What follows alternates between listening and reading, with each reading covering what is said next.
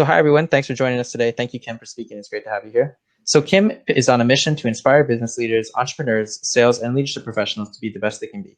He's an accomplished sales professional with 30 years of selling, sales management, and sales training experience. Kim is one of a few sales training professionals left today that started his career cold calling, knocking on doors one after the next. If you're ever nervous about cold calling or prospecting, Kim is the one to speak to. He's been there and done it. You may not like to network and you may not like to prospect. That's okay. You just need to do it. Kim is a sales and leadership trainer certified by Sandler Training. His passion is to work with individuals, sales, and leadership teams to move the needle. Good luck with your presentation, Kim, and thanks for speaking today. Great. Thank you very much for the introduction, Alex. Welcome to everybody. I love that part of the introduction where add in a part about prospecting, because it's one thing that in sales that we all need to do that, but it's something that most people don't like to do. And what makes it even more complicated is how do we prospect now in a virtual world? So I'll talk a little bit about this as we get going. So again, welcome to everybody, and thank Alex and Mark for the invitation to be here today for the sales management conference. So I titled this here called the buyer-seller stance in a virtual world. As I get more into this here, I'll really define exactly what that buyer-seller stance looks like. It was here before we had a virtual world. It's just that the virtual world makes it even more complicated right now. A little bit of introduction again to myself. Again, you've heard my name. It's Kim Pillar. What do I do? I work with business owners, entrepreneurs, sales, and leadership professionals, basically who sometimes get stuck and not sure how to move forward. Everybody's looking for growth opportunities, new clients, more revenue. Obviously, in today's world with the pandemic, there's a few lucky companies out there that are doing really, really well and have a lot of sales. Unfortunately, the majority of people are kind of in that stuck mode right here. So hopefully today I can cover a few things that will, if you're stuck, hopefully get you unstuck. How to get the most out of this session. And this is also part of, I don't know the people in the group here, what you are doing in your virtual world selling. I was talking to a prospect of mine, works out in Montreal, and in his new position, he's actually going to be able to go out and actually be on the road and knock on doors and do some selling. I'm not really quite sure how successful that's going to be, but most of us are stuck in this virtual world that we're in today. So as I say, participate, use chat features, raise hands, ask questions. And I say that definitely for this here, but when you're doing your own virtual prospecting or sales meetings, make sure that the person that you're speaking to or the groups of people that you're speaking to, that they know that they can do this as well.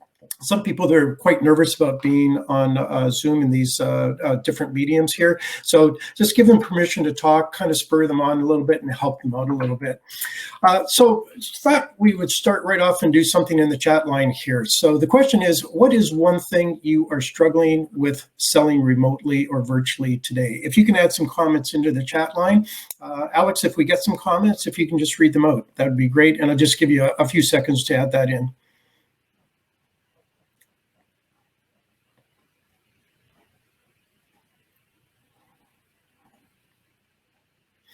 As you're kind of putting some notes in there, I'll let you know, for me selling virtually, it didn't come to me very naturally as a sales trainer, somebody that likes to do coaching and things like that. When I started doing this business a few years ago, people asked me, they said, Kim, are you going to be doing any virtual sessions? And I said, absolutely not. I'm not going to do anything virtual.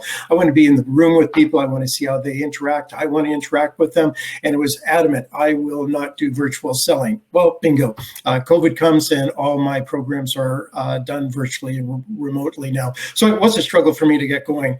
Alex, I don't know if we had any comments in the chat line.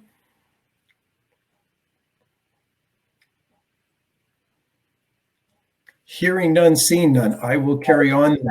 Sorry, I don't know if you can hear me. No comments currently. Okay. Well, think about it in your minds. I'm sure some of us have certain struggles throughout there. Thanks, Alex. No I problem. put this picture up for myself here. No place for mediocrity, 100K front here. This is me. Just to let you know, I'm a very competitive person. I do competitive sailboat racing. I've done that for at least 30 years now. And this is me out in a race on Lake Ontario a couple of years ago. This was a 300-mile race. Takes 3 days to do it. You don't stop. You keep on doing. You race all day, all night till you get to the finish line. This was shortly after the start of the race, and yeah, this was a front that was coming through, and it was when it hit, it was 100 kilometers per hour. The point of here, and I say it in the slide here, you need to be prepared in the new world. So obviously, myself, if I was out doing one of my races and I'm not prepared, this thing hits, I'm in a lot of trouble.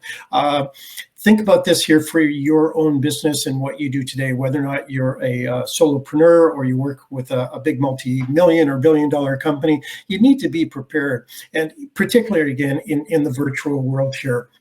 One of the things that I do when I start off my programs, not even just program, but talking to a prospect, I want to make it fun and engaging. So I just have these little characters that I put up here. And if you notice that's on the bottom right there, I say, turn on your camera.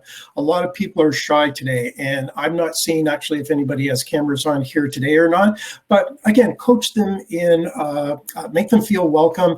Yeah, there's certainly going to be some people that just don't want to turn on the cameras, but just ask them, just say, hey, would you mind putting your camera on? Most people that I've asked, they put their camera on and everything's okay. Absolutely, I have a few people that say, yeah, sorry, Kim, I'm not going to put my camera on. Fine, it's okay, move forward. I want to look at some best practices for selling virtually. I just mentioned a couple of them just in the prior slides here, but more to say about this concept of this buyer-seller's dance. Again, it was here before we started the virtual stuff, but it's even more important to understand this now. And truly at the end of the presentation, this is one of the concepts that I'd like you to have as a takeaway. I'll get into that in a little bit here. Within the Sandler training, any training I do, whether or not it's a short, coaching session with somebody for an hour, or it's, some people sign into a Sandler program for a year or more. Our focus of success on any training is looking at whatever we're speaking about. What are the behaviors needed to do this excellently? What does your attitude need to be? Because there's a lot of people out there. We just might have a bad attitude for whatever reason. We got to switch that around. And then looking at technique. Technique could be technique of what I'm talking today about sales skills, but it's also the technique of whatever product you're selling. So we take a look at that as well. And if we focus on all three of these areas and we optimize it in anybody, truly you will have success here.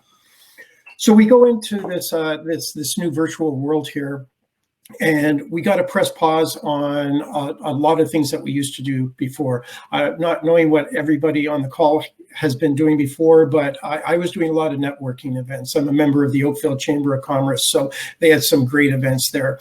In-person calls. I love in-person meetings. That's changed. We don't do that anymore. I used to travel a lot. My travel budget when I was in the corporate world was pretty big, because at least 2 weeks out of every month I was in an airplane traveling and talking to customers or sales reps or managers. Event marketing, did a lot of conferences. That's not around anymore. I love lunch meetings, just kind of being casual and getting to know somebody. That's gone away today. Now, what'll be interesting is after COVID, if people go back to all this here, I'm thinking it'll be really slowed down a lot, and maybe not. So those lunch meetings, coffee get-togethers, they may not really exist to the extent they did before. So we have new behaviors now. So I'm just kind of going back there. So, I had that success triangle for the Sandler training. Behaviors is a big part of this here. So now we have to learn how to video conference, social selling. What does that look like today? Cold calling, cold emailing. What should that look like today? I was a favorite person of just knocking on somebody's door and doing cold calling that way. I love doing that. That's why I say in the intro that if you're stuck on the prospecting part and cold calling, give me a call. I can certainly coach you through that, because I've done that, and I guess I'm kind of one of these weird people. I actually love to do it. Thought leadership programs. Get involved in some groups. There's a lot of different networking groups out there. There's some leadership groups out out there, mastermind groups at all, get involved in groups like that. They're all over the place. Certainly look at webinars, online events. This one here by Mark and the team, great sessions that they're providing for everybody. And then take a look at, how does your client relationships change now? I was always in front of my clients. Now in person. Now I'm in them virtually, which brings me to the point here. I don't want to assume that everybody realized or understands or had learned about this here, about the elements of communication. And this is huge today in the virtual selling. Now, today, I'm speaking a lot to you. I'm not getting a lot back from you, but that's the way that this presentation is designed. But how we communicate, it's actually the spoken words that actually, as people learn, is the least effective. Certainly tonality has a play in this. So whether or not I'm speaking loudly or softly, or my inflections that I add into it. But the biggest part of communication ever is body language. So think about that as you're communicating with people in this virtual world of, now, again, the most that I can do here, I can kind of move my body around a little bit, but I'm trying to use my hands for descriptions and whatever. Honestly, it's a little bit, but it's going to add, as opposed to if I was just sitting here like this and being monotone and speaking a lot and not moving at all. Give some thought to when you're communicating virtually with somebody. What are your spoken words? What's your tonality, and what's your body language like? Just be cognizant of that and change it up if you need to. So what is this buyer-seller's dance? Buyer-seller's dance, the way that I describe it is, again, going back to that Sandler triangle, is when we are in a buying, purchasing mode. So just think of yourself buying something, a car or a TV set or something. Our mind, our behaviors, how we talk, how we think are in one type of behavior. Now jump to whatever you're selling, whatever your product is, whatever you have. When you're in your selling mode, you're actually in a totally different behavior. Your mindset is different, you're thinking differently, and you're approaching how you're going to sell your product totally different than what the buyer's thinking. And just to let you know, there's a big crash here. So what would be some evidence of crashes? I was on a networking call today where it was just brought up today. There's 39, 40 people on the call, and they just started talking about sales. It just happened to come up today in the group here. And a big thing of what people were talking about, and somebody in the call used it, it's a term that I use all the time, but she just came out with it. She says, I'm meeting a bunch of prospects and they're ghosting me. So if you're not sure what the ghosting is you're speaking with a particular lead, a prospect. You maybe have a call with them. Chances are you don't have two. But if you're in this buyer-seller's dance, what happens is your prospect, what they sense is that you're selling them. And you might say, well, I am selling them. Well, there's a difference between selling somebody and actually trying to sell somebody. And if you're finding that you're in this prospecting area where you're meeting a lot of prospects and leads, but not getting other calls, you're selling them. And the way that I describe that, if anybody comes into my program, or actually any Sandler program, is what we'll do is we'll teach you how not to sell. And people kind of look perplexed. And I say, well, do you like to be sold? Hence that buyer-seller's dance. We go, and if we want to be hard sellers, but the other person here, the person buying, they feel that they're being sold, they back away and they ghost you, and they will never, they'll never accept your call. You can email them until the cows come home. You can keep calling them back. They will not get a hold of you. So you get a lot of ghosting. It's probably because you're doing the selling. So what I want to do is kind of get across the idea. What you want to do in this buyer-seller's dance is not get into this conflict here. You don't want to sell somebody per se. What you want to do is create a business conversation. If you can get into a business conversation, then everybody's very comfortable, and that person doesn't feel like they're being sold. And actually, kind of on the good part, you don't feel like you're selling somebody. You're presenting your product in a good, ethical way. And at the end of it, they'll either say yes or no. And that's a key part. You need to be okay with the no. The no is okay, because business-wise, it didn't make sense. So here's a little bit of a question here. And again, on the chat line, I've been in sales for a number of years here. This has always been a discussion, a comment, and I hear things back and forth, is who should lead, and I call it the buyer-seller's dance, who should be in the control? So when you're talking to a prospect, virtually, or back in the days when you could sit, table across from the person, who should actually be in control? Should it be actually the buyer in control, or should it be the seller that's in control? And again, I'll just give you a couple of seconds to throw some stuff up on the chat line, if you don't mind. I hope you don't mind the picture here. If you ask my wife about who's leading on the dance floor, it's certainly not me. And she has the bruises on her toes to prove that out. Anybody venture out on the chat line, Alex?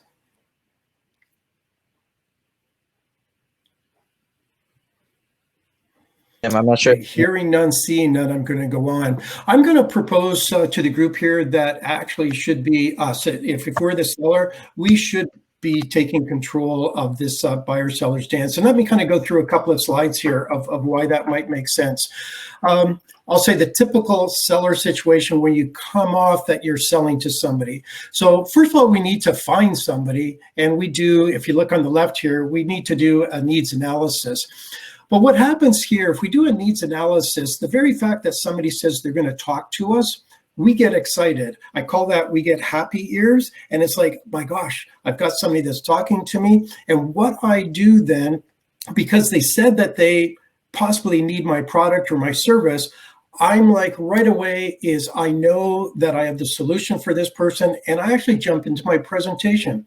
And I can guarantee you the presentation is going to be, these are my features. These are how my features are going to benefit you. So that's present the proposal. Then I go into the middle, and I'm excited because I know my features and benefits are going to help this person. This person actually, you may or may not see them. They start to back off. They might close their arms. They might cross their legs. Those are good indications that they're not liking what they're hearing. But now you start to close. And unfortunately, I'll say the selling profession has actually created this on ourselves because we've created so many books and lectures and seminars about how to be a great closer, be a good closer, close often, close early, just close, close, close. And if that doesn't work, then we go over a little further to the right, and now we become experts at handling objections. And so now I've got all the objections handled, and then I ask this person again, what do you think? Try to close again, and not too often that they say, yes, I'll buy. More often they say, you know what, I really liked meeting you today, Kim, but can you send me some more information? So now I'm happy because I've had a good connection with this person, at least I think I did, and I send them a whole bunch of information, and then this is where I start following up on that person, and I don't hear back from them, and that's where I get the ghosting from. So I think I had a good conversation. That person says, wow, this person tried to sell me too hard. So let's take a look at then it's the buyer. So that was us coming in, but what's the buyer thinking here? So the buyer initially, certainly they're going to, if they want to see you and talk to you, it's obviously they might have an interest in purchasing your product or service, so they wouldn't be seeing you in the first place. So there is an expressed interest there and some excitement on their part. So they hear your presentation, they listen to your features and the benefits, and now they're kind of sitting there saying, I've heard this presentation at least 20 times before, but I'll hear this person out. So they act motivated, they act excited. Thank you very much. Can you explain this to me? Can you send me that? And they ask you a whole bunch of questions, and you are just so happy to give them a whole bunch of information, and you do that. Then they avoid commitment. They then, as you leave, that's when they say, can you send me some more information? And they disappear. They leave on you. So here's another slide here that just kind of just puts the whole thing together here. So the buyer is at the top here, express interest. That's because you ask about a needs analysis. All of a sudden, there's that happy feeling. You get that happy ears there because this person has some interest in you. You give them a lot of information. They act motivated. You do your features and benefits. They ask you a whole bunch of questions. You're excited because you can give all this information to them. And you're excited because you know about your product and you know it's going to help them. You try to close. They don't really want to entertain anything like that at all. They avoid the commitment. You then do your expert job at handling the objections. They disappear and you try to follow up with them. So basically that's that buyer-seller's dance here that we want to stay away from here.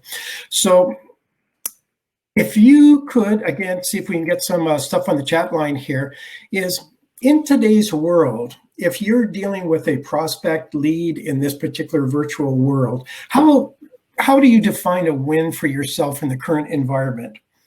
If you can add some stuff in the chat line, we'll give a couple of seconds.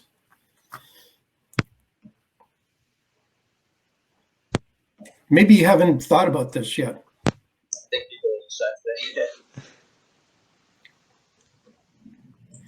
I know myself, talking for some people, a win was notified as a speaking with somebody.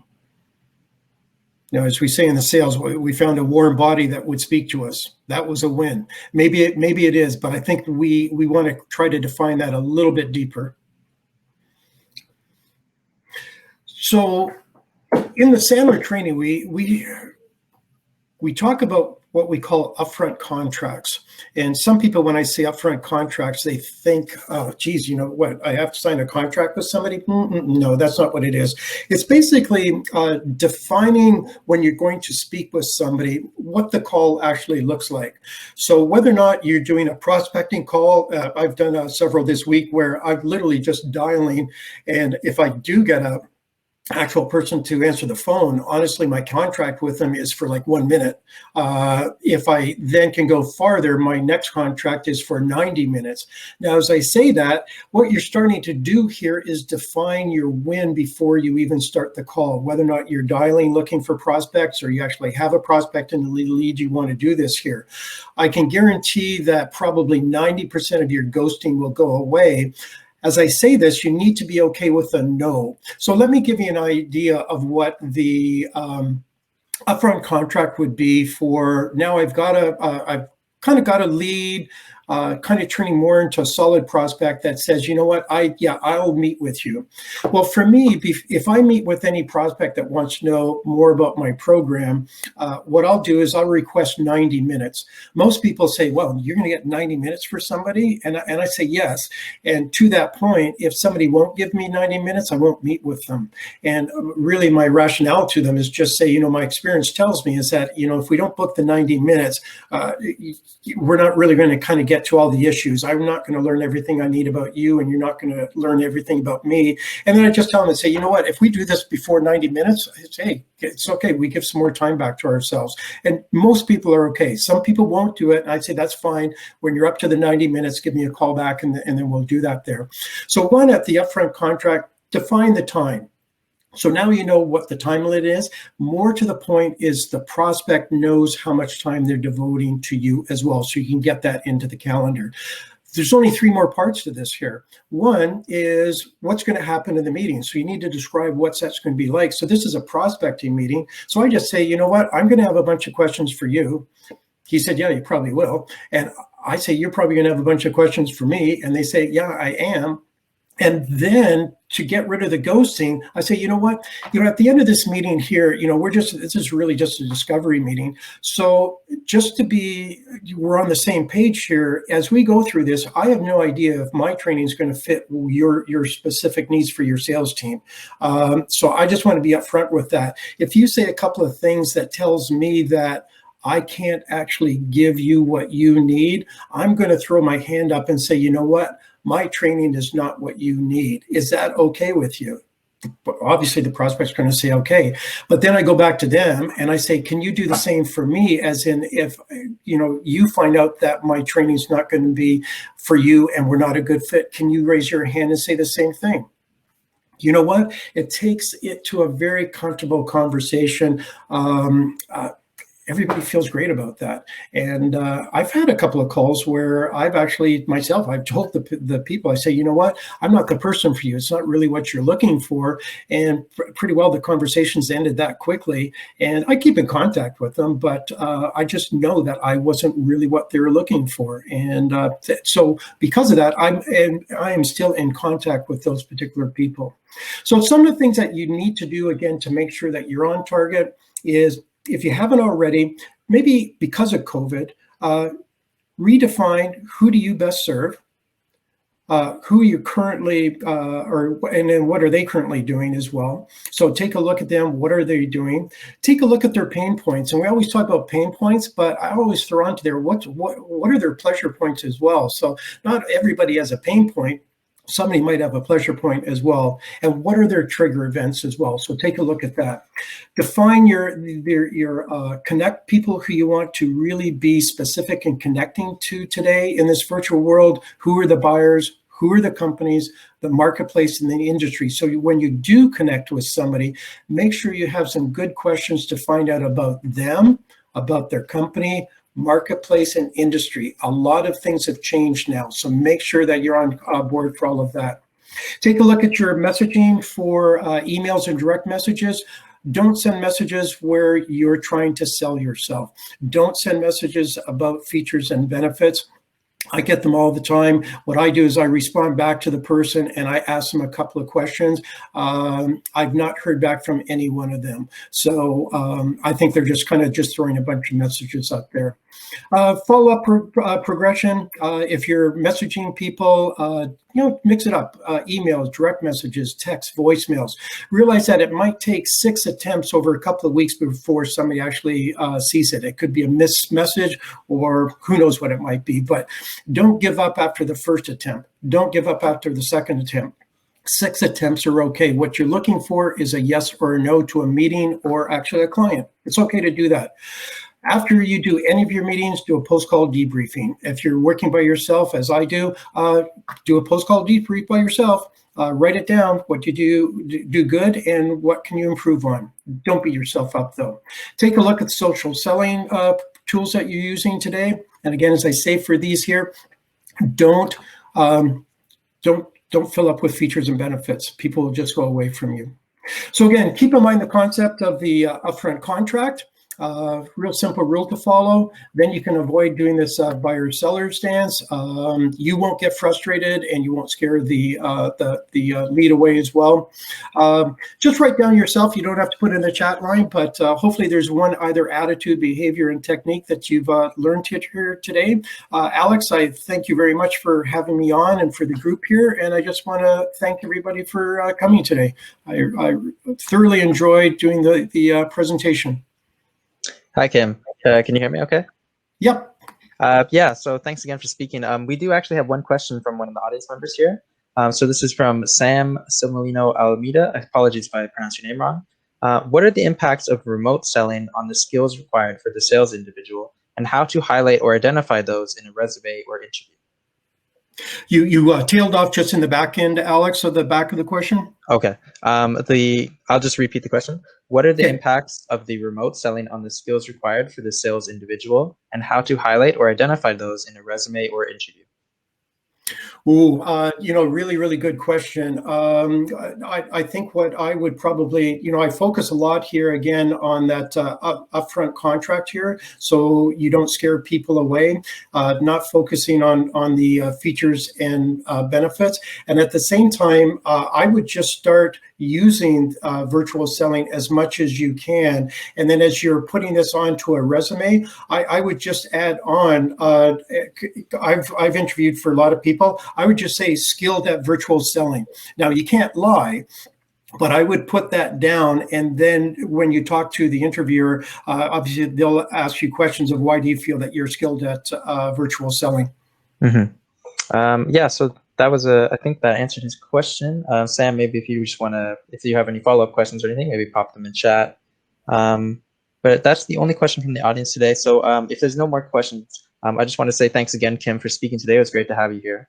And just to let everyone know, our next session starts at 2:50, so that will be Agnes Lan. And yeah, thanks again, Kim. It was a really great presentation. I really enjoyed it. Great. Thanks. Thank you so much, Alex. And can I just stay here till the next one, or do I have to go back? Yeah, you can stay in here as long as you like. It won't affect the other one. So if anyone does have any questions, they can feel free to put them in chat. How can people contact you if they want to learn more? My phone number is 416-899-6388. Okay, I'll just put it in the chat here. Oh, okay. And email, sorry, I guess I could have done that as well, Alex. It's okay. You know what? I'll put it in the chat. It'll be faster. Awesome. So it's kim.killer@. Sandler.com.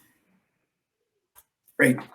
Thanks for Great. moderating for me, Alex. No problem. Thanks again for speaking. It's good to have you. Bye.